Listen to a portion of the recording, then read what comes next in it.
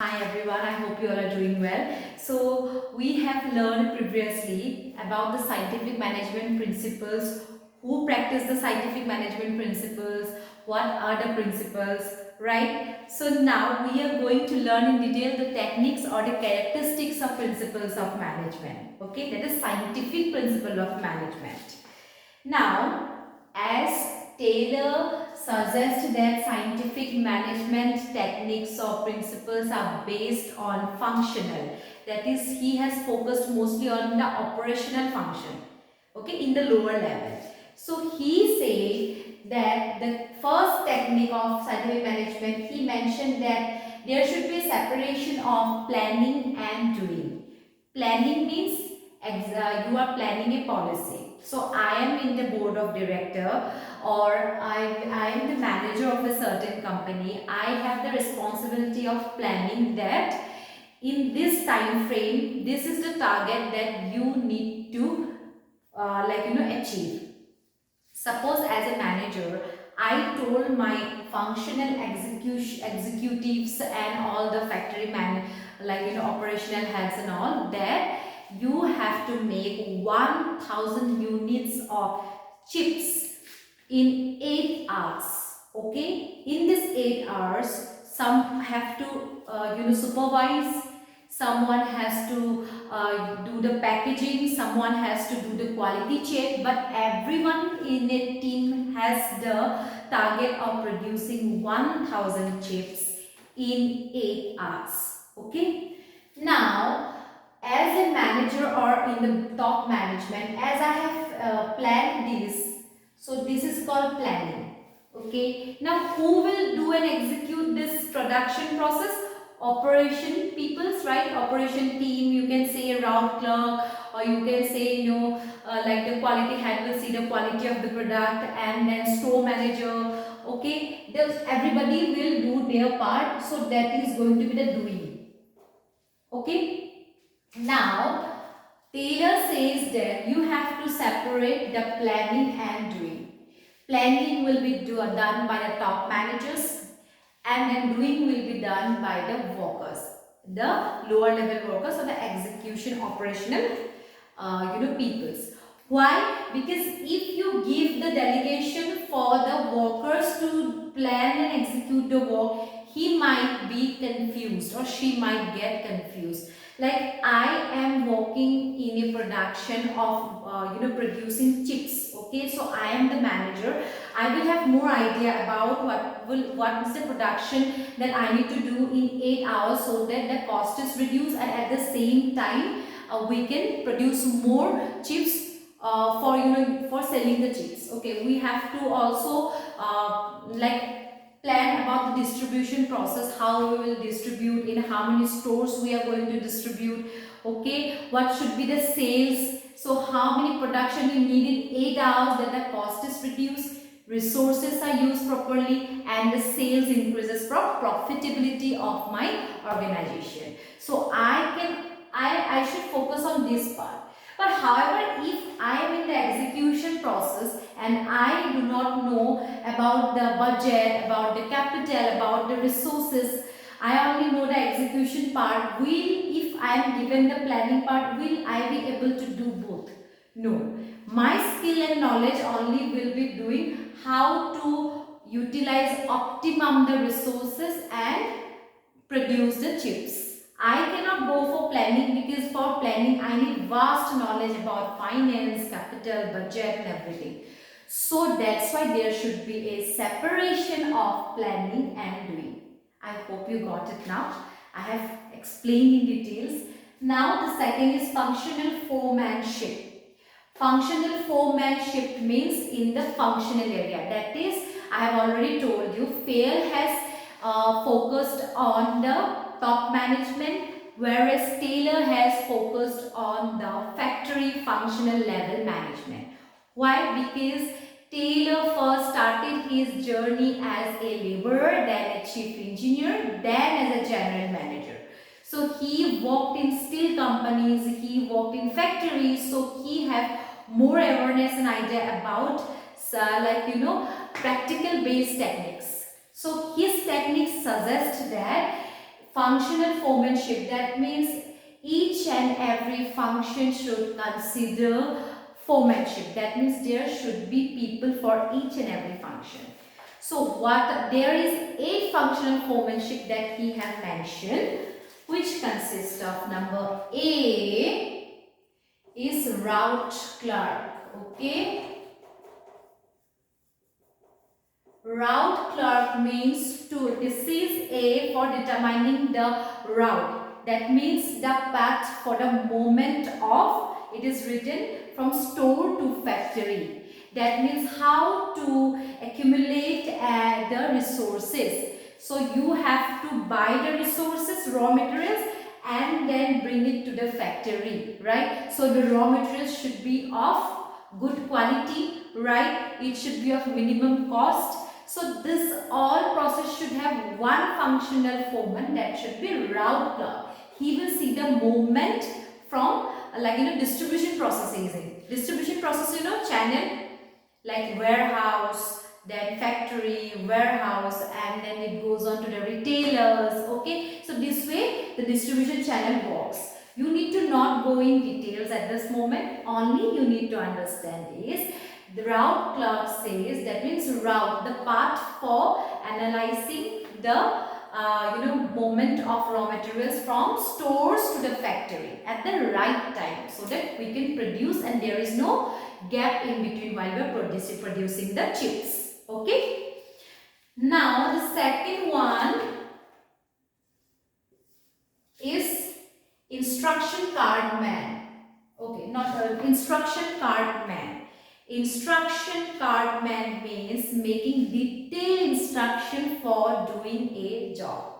That means this is the instructor. You can also say supervisor. A supervisor will he will tell the lower level peoples or the laborers or the workers to do the job. What is the job, how he will do the job, how he will execute this job.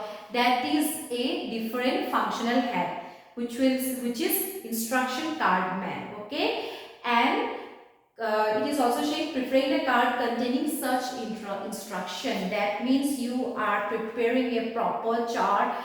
Suppose today you are the supervisor, you are going to the factory, you have this chart or a board or you have a card. You will write it down in proper way, today's work, who will do what task and what time frame you will complete the task, and how many workers are under you, and how the works will be divided to each and every worker.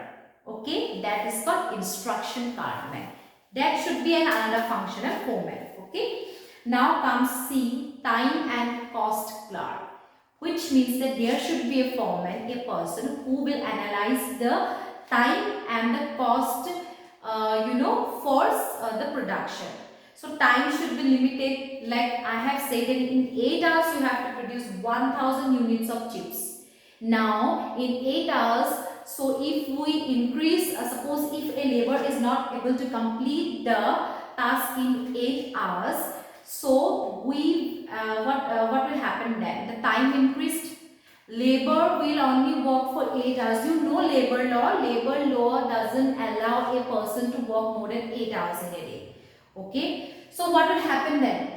You have to pay more overtime, or even if overtime is not allowed mostly nowadays. So what will happen? Next day they will work. 800 suppose units they have produced, they forgot to produce 1000. Sorry, they couldn't produce 1000. It is a loss, right? The labor cost increase because next day you have to pay again, and then the raw materials are wasted. Okay, time is wasted, and chips are produced. Like 200 units is a big difference. Your sales will decrease for this day. You have target, right? So this process, to go it properly with a proper analysis, there is another functional foreman he has said he need to allocate, is the time and cost clerk. That person will be specialized in time and cost management. Okay. Fourth is shop disciplinarian. That means there should be one person who is specialized in disciplinary actions. That means if there is misconduct or disloyalty in between the production function, then there should be one head who need to analyze and sort this out. If there is any further problem, you need to punish them, like providing giving penalty or anything you need to do. You have to do it so that they understand the value of being loyal towards a certain production process or in management. Okay. Now the fifth is gang boss. So according to Taylor, he says that gang boss means for supervising the work, okay, and then ensuring the workers are given necessary instruction for the same. Gang boss means, what do you mean by gang? Gang means a proper group, right? Boss means the superior. Now the superior has the responsibility to provide supervision, that is to provide a proper planning and allot the task to each and every subordinate to workers. Okay, now if workers are not working properly, he will analyze and he will suggest to work. Okay, if there is any loopholes, he will rectify the loopholes. Okay, so this is called gang boss. That means ensuring that workers are given proper instruction and they are working properly. If there is any changes required, you have to do the changes so that workers work properly for increasing the productivity. Okay. Now comes the speed boss. So speed boss is like checking the speed of a certain work. So production, I have told you 1000 units you have to produce. So you have to check the speed also. At what time frame they are completing in, whether they are completing it in the proper 8 hours time or not, the quality, movement, and then machinery function also. If there is any, accidental, accidents, or if the machinery is not working properly, you have to speed it up and check. So there is a specialized person for it, which is called speed boss. So Taylor says, therefore, determining the desirable speed for running the machines, that is, machine are properly working or not. Controlling the cost of operating the machine. That means while you are operating the machine should not be in certain position that they are not able to produce the target that we are setting for today. Resources are not being wasted while operating the machine. Okay. And then preventing the possible accidents, which I have mentioned. This is called speed boss. Repair boss. This says for taking care of the services, repairing, maintenance of the machineries and all. There should be another person for that, which is called repair boss. And then inspector. This is called, as I have mentioned right now, few minutes back, supervisor or the quality assurance person. That means that to check the quality of the chips. At the end, you need this for proper productivity. So you cannot go and sell the products which is of not quality. You have to check properly so that it meets the standardization of your products. That way, you will be able to increase your sales and your goodwill of the company. I hope you got those points. Apart from that, now the second point is done. There can be a question coming for 2 to 3 marks, which will say, tell us about the functional foremanship, parts of functional foremanship of scientific management. Okay, in scientific management technique, there is a functional foremanship. What comes under functional foremanship? Then you have to write route clerk, then speed boss, okay, and then inspector. Okay, these are the process. You can write it down there. So the technique of scientific management, first part done, second part done, third part is job analysis. Scientific management says that you have to analyze the process of job. So it is a purpose where best way of doing the job, that is executing the work. While executing the work, you have to properly provide a standardization process, when to work, how to work, at what time if the work should be completed. This is a job analysis process. It also comes under controlling, you remember, performance evaluation and everything.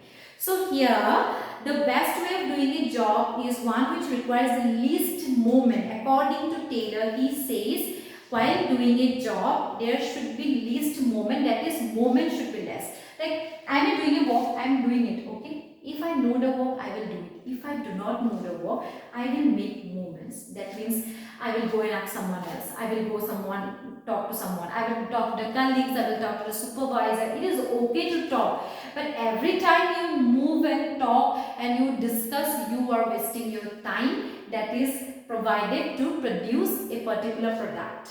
Okay? You have a time frame. Now you will not be able to complete in a time frame if you always make movements, changing. Like, I'm going and asking and you are not aware about your own skill, then you have a problem.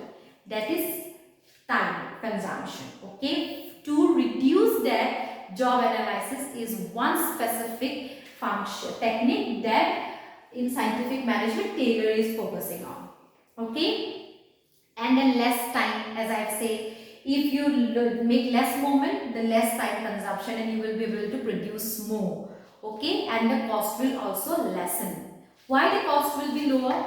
Because if you know your work, you will do it at the right time. You know 100,000 units you need to, 1,000 units you need to produce. So for that you will know the time frame for how, for 4 hours I will work.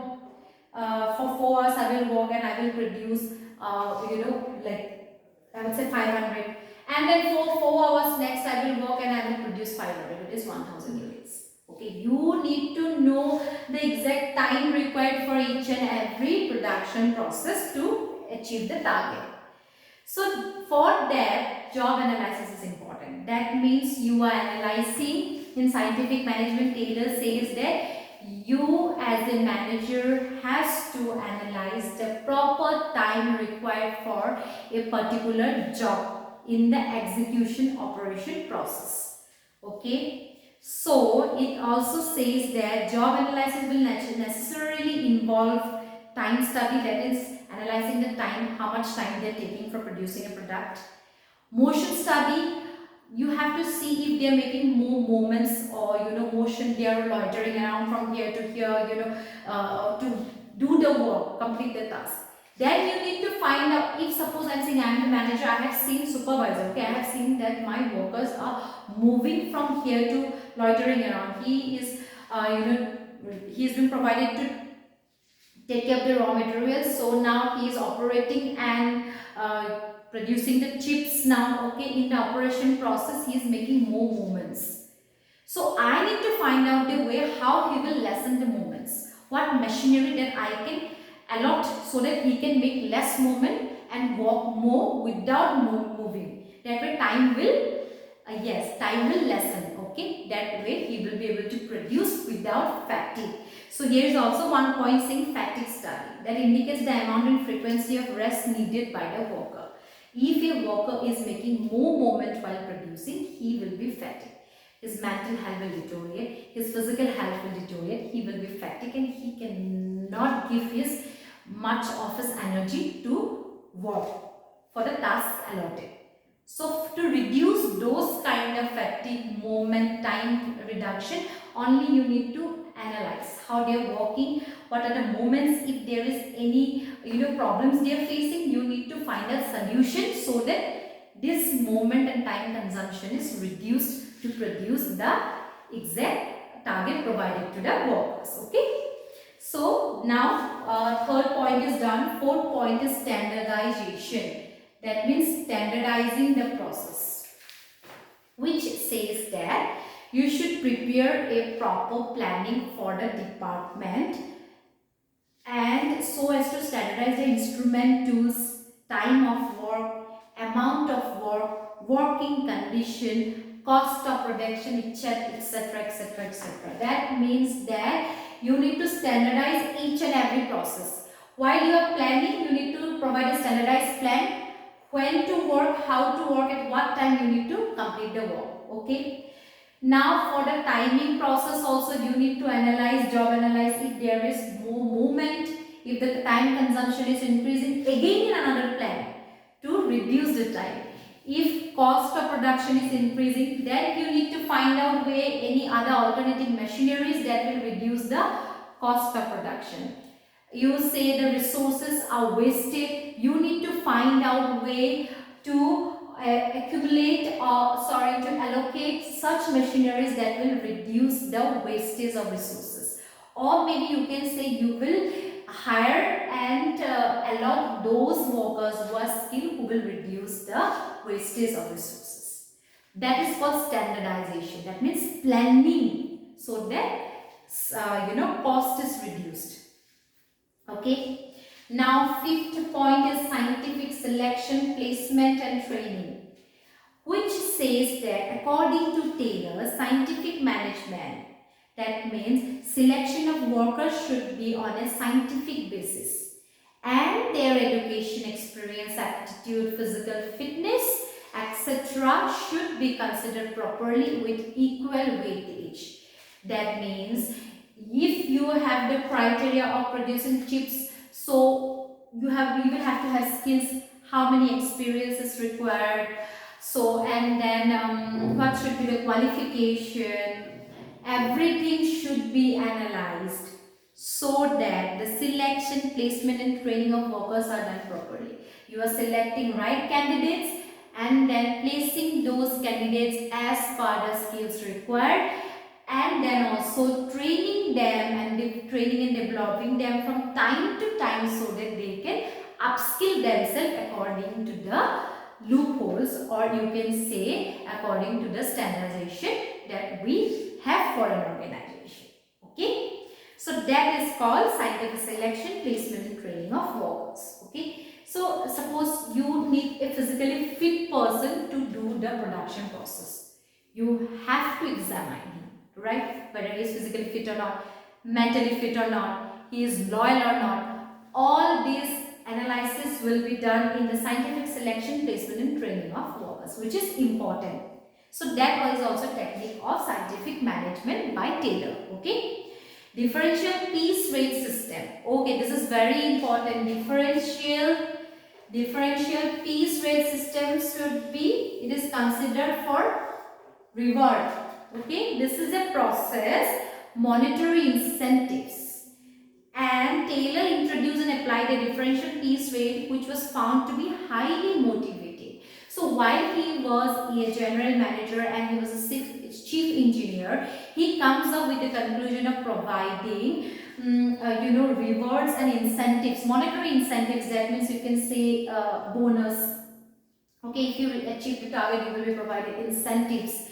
So that way he have found out that the production is increasing. That means performance is increasing of your workers. They are highly motivated to work. Because if I say that you have this target, complete the target, I will provide you incentives apart from my salary. Then will I be not working hard? I will work more. I will find out most of the, I will go to such extent, greatest extent, and I will find out lots of ways to achieve the target, right, for the incentive. So that is what Taylor says, that he focused on monetary incentives also. That is a part of scientific technique. Okay. So he says that under this system, workers with higher efficiency were paid higher wages. So workers who have provided excellent performance are provided higher wages, and who have lower the performance, they are being paid less wages. That way they compare and work more. There is competition so that they can increase their productivity, upskill themselves and achieve the monetary incentives. Okay. So now comes the mental revolution. This is called in scientific management principle also there was a mental revolution part which says the same thing. That is motivating the workers. That is working in team, making the workers feel that we as a managers take care of them, their health matters for us, okay, their life matters for us, foods are provided properly so that they are healthy, okay, families are provided a accommodation, or you can say a healthy environment to work in the factories, health insurances are provided so that they feel wanted and they feel that our lives matters for our manager management team or to the department, so they are providing us a lot of incentives, or you can say lot of benefits. That way you can coordinate and work with the workers without any I would say violation of work, or without any I would say violence. Sometimes you have seen workers do hartal, protest. Why? They are not feeling wanted, and they are not feeling that the wages are covering the work they are doing. Right? So to overcome this, scientific management techniques have say differential piece rates, mental revolution. That means you need to focus on the mental health of the workers so that they work and give the best with a good teamwork and coordination. So this is what scientific management techniques means. Okay, these are the parts. Even if you cannot remember all the parts, at least remember 5 of each part. And also functional foremanship. Do not forget functional foremanship. Their functional foremanship parts. Okay, it can come in exam for 2 to 3 marks. Okay, now we are going to discuss about the advantages and disadvantages, and then we will discuss about the Taylor's scientific management and Fayle's principle of management difference. 4 to 5 points just. It is going to be a very quick video. I will wrap it up very like in a short video, because chapter 3 I have already uploaded one video about the principles. Now I am already uploading this video about the techniques. This is more important. This is more important, and also Taylor's, who is Taylor, what Taylor did, when he was born, when he died, apart from that which factory he worked in, and then the principles, techniques. These are the major important part of chapter 3. Apart from that, for more awareness, I will provide you a small overview of advantages, disadvantages and differences of Fayle and Taylor's principle of management. Okay, that will be in the next video. That will be a very short video. I will wrap it up very soon, so that chapter 3 is completed, and then we can go to unit 3, that is business environment. This is a very interesting chapter, and I love business environment. So we are going to be explaining about unit 3, that is business environment, in the coming video. Okay, I hope you're liking my videos. If you like my videos, please do not forget to like, share and subscribe. Have a great day. Bye bye.